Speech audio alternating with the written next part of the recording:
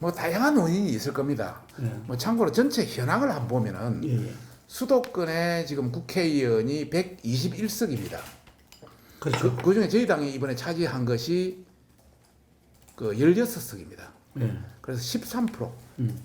거의 87%는 저쪽으로 갔고 예. 13%만 우리가 차지했습니다. 예. 그래서 완전히 지금까지 역대 어느 선거보다 참패한 선거입니다. 그렇죠. 예. 뭐 다양한 원인은 있겠지만은 제가 보기로는 우선 가장 중요한 것은 공천 문제다. 아, 공천. 예. 공천에서 가장 경쟁력 있는 후보를 결정해야 되는데, 이길 수 있는. 예. 우리 그 공천을 결정하면서 뭐 왔다 갔다 한다든지 비례대표 공천을 잘못했다든지 공천이 뒤바뀐다든지 뭐 이런 여러 가지 형태 때문에 상당히 어떤 수도권 그 주민들한테 실망을 줬다. 그리고 가장 강한 후보를 내세워야 하는데 혁신이란 미명하에 기존 국회의원들을 낙마시키고 새로운 걸 넣다 보니까 실제 가장 강한 후보를 선택하지도 못했다. 저는 첫 번째가 공천의 문제라고 생각합니다. 두 번째 문제는 우리 수도권은 다른 지역에 대해서 굉장히 젊습니다. 다른 지역보다. 예. 그러면 젊음의 이 욕구라든지 소통 이런 개념이 이제 돼야 되는데 그게 발맞춰 주지를 못했다. 예를 들자 하나를 들자면 이번 그 재난지원금 관련해서도 예. 우리 서초을 선거구만 하더라도 20대, 30대, 40대 딱 40대까지만 하더라도 50%가 넘습니다. 예. 20대, 30대, 40대만 해도 50%가 좀 젊습니다. 다른 시골에 가면은 60대 이상도 많지만은 서울 수도권은 많이 젊습니다. 그러면 이분들한테 예를 들어서 어린이집 그런 관련 육아지원금이라든지 재난지원금 이런 건 굉장히 큽니다. 이것이 상당한 많은 영향을 끼쳤다. 물론 뭐 결정적인 요인은 아니라고 봅니다만은 그래도 젊은 부모들의 3% 내지 4%만 흔들면 싹 흔들릴 뿐인 겁니다. 그렇죠. 그것이 굉장한 큰 영향을 미쳤다. 저는 그렇게 이제 두 번째로 보고 있고요. 예. 뭐 한 가지만 더 든다면은 역시 그 젊음과 소통할 수 있는 20대, 30대, 40대 또 여성 이런 부분과 소통하는 부분이 우리가 굉장히 약하다. 요사이는 옛날같이 따라서 어떤 아날로그 시대이 아니지 않습니까? 디지털 시대 아닙니까? 모든 것이 어떤 뭐 IT라든지 또 다양한 어떤 이런 방식이 돼야 되는데 그런 충족을 하지 못한 것이 결국 우리가 패배한 것이 아니냐. 우리가 수도권에서 가장 참패한 그런 선거가 되지 않나 생각합니다. 민주당은 뭐 빅데이터 선거까지 이렇게 그렇습니다. 당 차원에서도 예. 수도권을 했다 그래요. 사실 뭐 저희들도 빅데이터를 활용했으면 좋겠지만은 빅데이터는 예를 들자면 뭐 KT나 SKT나 뭐 LG나 이런 통신회사들 또 기타 나머지 굉장히 많은 어떤 고객을 거느린 뭐 누구라고 이야기 알고는 있습니다만 하지 않겠습니다. 그런 그 회사와 같이 빅데이터가 같이 돼야 됩니다. 그러면 그 회사는 질 가능성이 많은 그 당에 붙겠습니까? 아니면 가능성이 있는 당에 붙겠습니까? 돈이 있는 당에 붙겠습니까? 돈이 없는 당에 붙겠습니까? 권력이 있는 당에 붙겠습니까? 권력이 없는 당에 붙겠습니까? 저희들이 아무리 노력을 하려 해도 우리가 잡기로서는 굉장히 어려웠다. 하고 싶어도 힘들었다는 거예요. 못하고 또 그 사람들도 우리한테 붙지를 않는다. 제가 그 우리 당의 미디어 특별위원장입니다. 누구보다도 여론조사 또 각종 방송 신문 또 유튜브 포털 또 뭐 영화 이런 관련 전반적인 걸 다 스크린하고 있기 때문에 누구보다 이 분야에 대해서는 잘합니다. 우리도 하고 싶었습니다. 그러나 하기가 굉장히 어려웠습니다.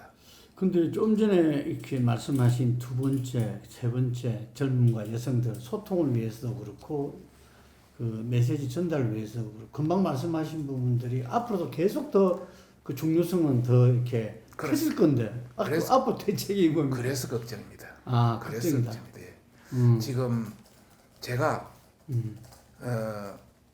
앞에 이야기는 안 했습니다만은 그 우리 당선자 연찬에서 내가 김종인 비대위원장이 직접 나는 이야기를 한번 듣고 싶다. 네. 우리가 내년 4월까지 거의 1년 가까이 비대위원장을 주는데 아무 철학이라든지 아무 방향이라든지 어떤 핵심책이라든지 이런 걸 옛날 방식을 말고 지금 세상이 바뀌었는데 한번 듣고 싶다. 그런 기회를 안 주고 이렇게 하는 것은 좀 그렇다. 그래서 내가 세 가지를 제시했어요. 사실은. 구체적으로 이야기하면 또 좀 신뢰되는 것 같아서 그렇지만은 뭐 예를 들자면은 국민한테 가장 다가가는 방법이 홍보 방법 외에는 없잖아요. 네. 지금 현재 홍보 방법을 어떻게 혁신해서 국민한테 다가갈 수 있는 방안이 있느냐? 네. 단순히 옛날 방식에서는 이제 안 된다. 어쩌다 한번 터뜨려야 신문 써주는 것까지는 안 된다. 그런 거라든지 또 예를 들어서 그 우리 당이 지금 많이 위축돼 있습니다. 네. 아무리 혁신위원장이 뭐 뛰어나고 재기가 있다 손쳐도 밑에 손발이 없으면 안 됩니다. 예를 들어서 사무총장 바쁩니다.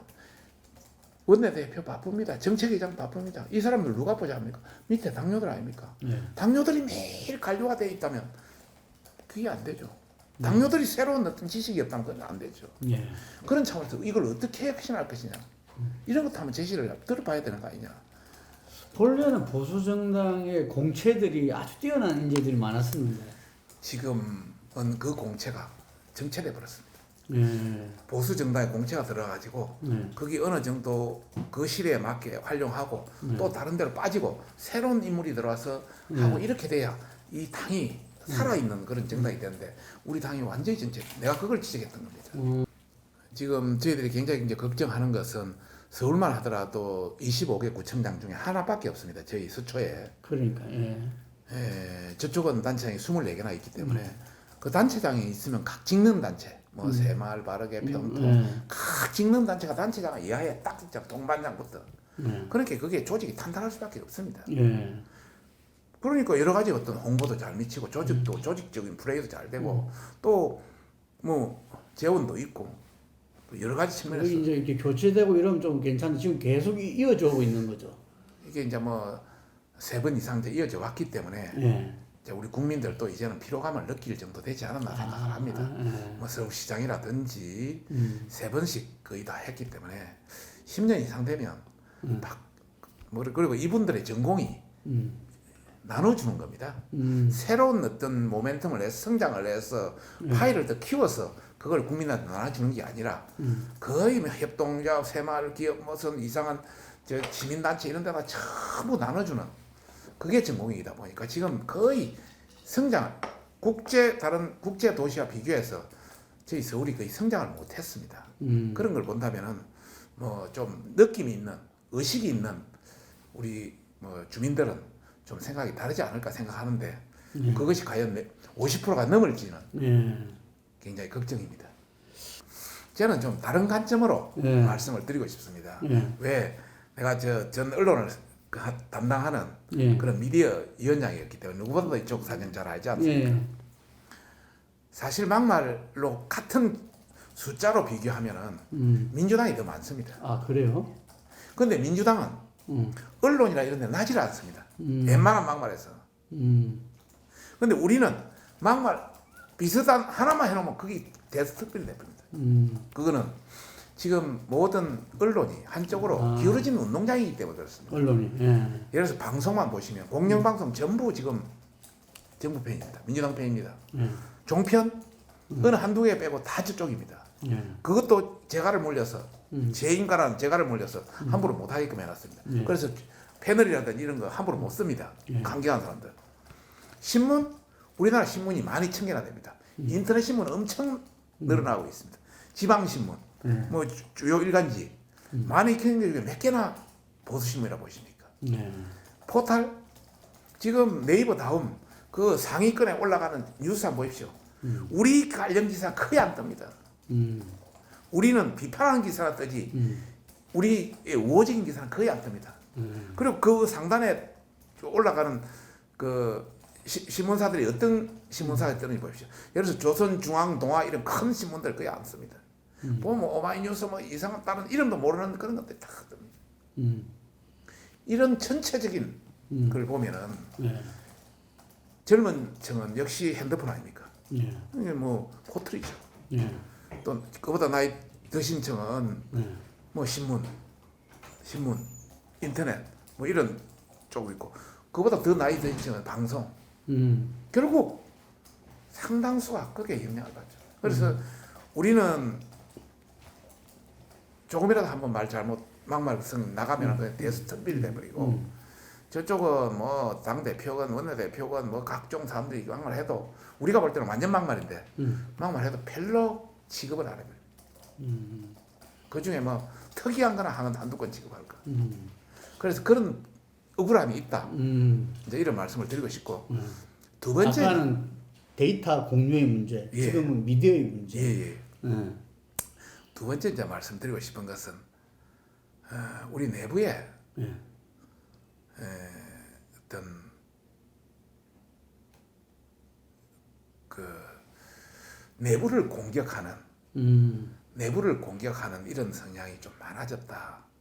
그러다 보니까 막말도 많이 나온다. 그게 무슨 소리냐면은 물론 뭐 막말 중에는 뭐 5.18이라든지 저 상대방을 뭐 그 한 막말도 있습니다만은 우리 내부를 지향해서 하는 막말도 많습니다. 그래서 내부를 이야기하면은 누가 뭐 그 현 정부나 검찰이나 뭐 이런 거 조사도 안 했지 않습니까? 또 그걸 하면은 신문이나 방송 같은 데 잘 써줍니다. 왜? 우리들끼리 싸우니까. 그러다 보니까 그런 것까지 같이 막 덤태기가 있어가지고 막말이 엄청 많아지는. 그래서 막말 정당이다 소리도 들었는데 현상은 실제적인 현상 그렇지 않다. 그렇죠. 진짜 부각해서 그렇다는 예, 얘기예요. 막말을 똑같이 우리도 같이 막말이라고 생각하는 민주당 의원들까지 다 체킹해보면 오히려 우리가 많지 않습니다. 그럼에도 불구하고 막말 정당의 오명은 씻어야 되잖아요. 국민 그게 저 민주당이라든지 저 진보 쪽에서 프레임을 그렇게 씌워놓은 거죠. 예. 그러나 우리도 조심해야죠. 우리도 조심해야죠. 많이 느끼죠. 자 전체적으로 우리 사회가 계속 지금 발전되고 있지 않습니까? 또 개방화되고 있지 않습니까? 그런 차원에서 우리는 아무래도 산업화, 민주화가 같이 공존하는 우리 당의 그런 이제 그 캐릭터를 가지고 있는데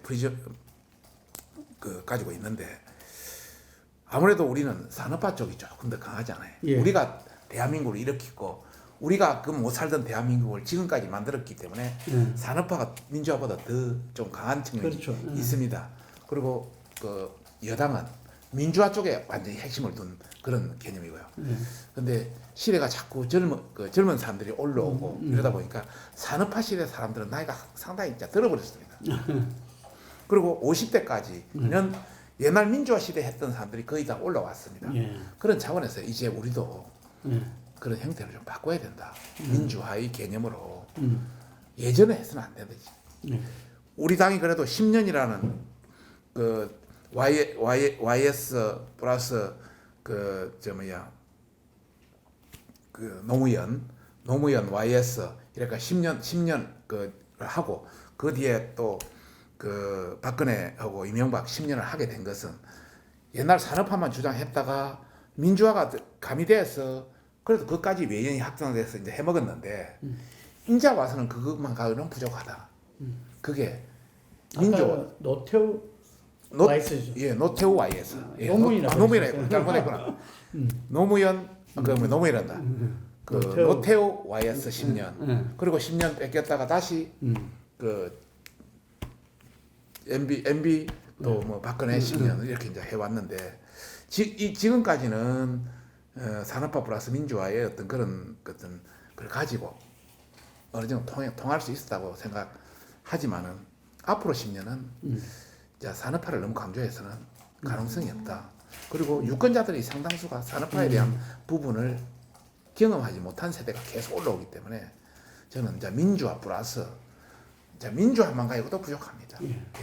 새로운 4차 산업혁명, 새로운 복지, 새로운 개념, 뭐 새로운 후생복지라든가 뭐 이런 완전히 다른 그런 개념을 같이 겸비해서 20대, 30대를 잡지 않으면 우리가 희망이 없다. 저는 그렇게 생각합니다. 유능한 인재는 많습니다. 유능한 인재는 많고 또 철학이라든지 이론이라든지 실천 체계라든지 이런 걸 본다면은 지금 현재 현 정부는 자본주의 미국과 중국의 아주 중간지대에 있는 겁니다.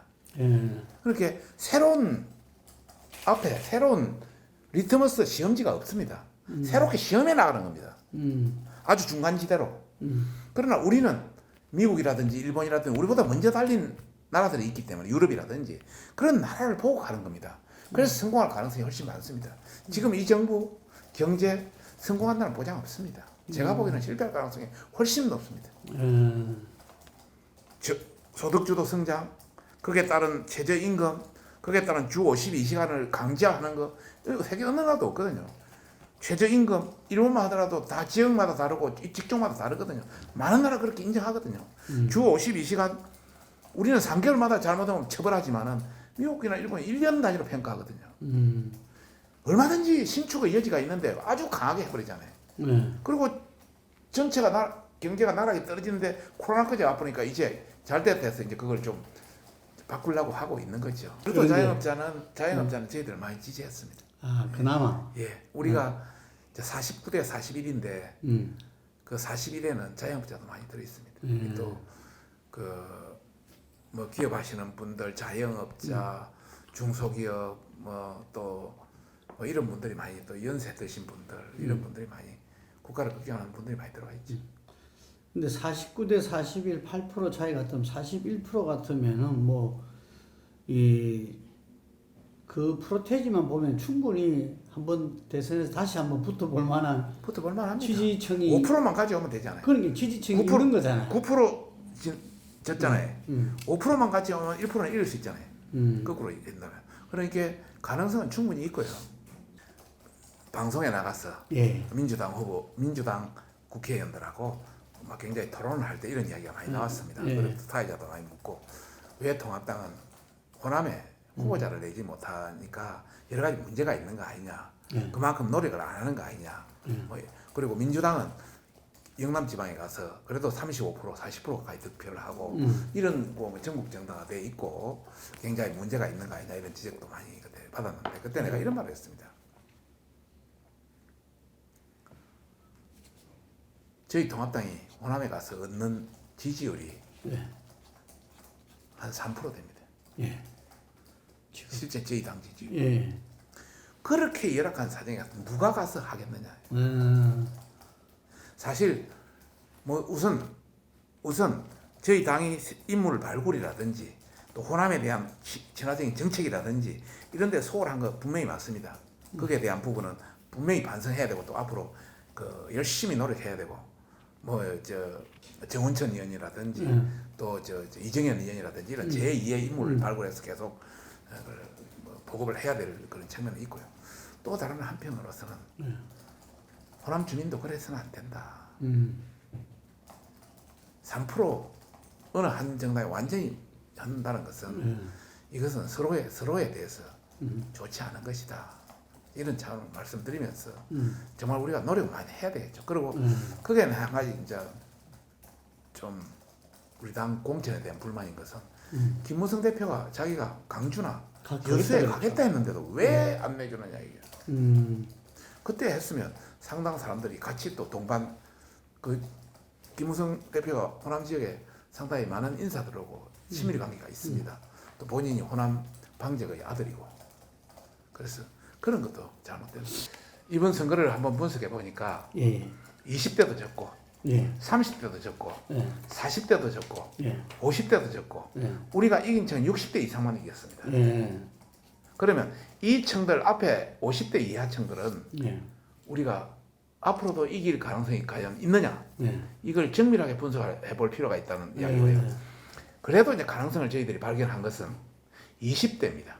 지금 60대 이상은 우리가 이겼는데 2등으로 표를 많이 얻은 데가 저희들이 20대입니다. 50대보다 20대입니다. 그래서 20대의 가능성이 더 있다. 왜?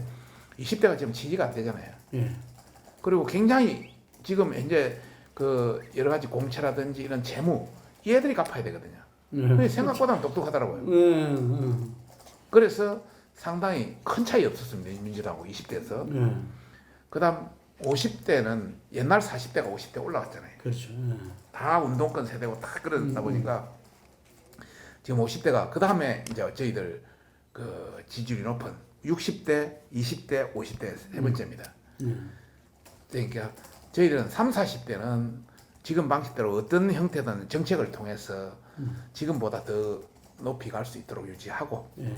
특히 20대와 50대를 집중 공략해서 한번 하면은 한 5%만 끌고 온다면 가능성이 있다 저는 그렇게 생각합니다.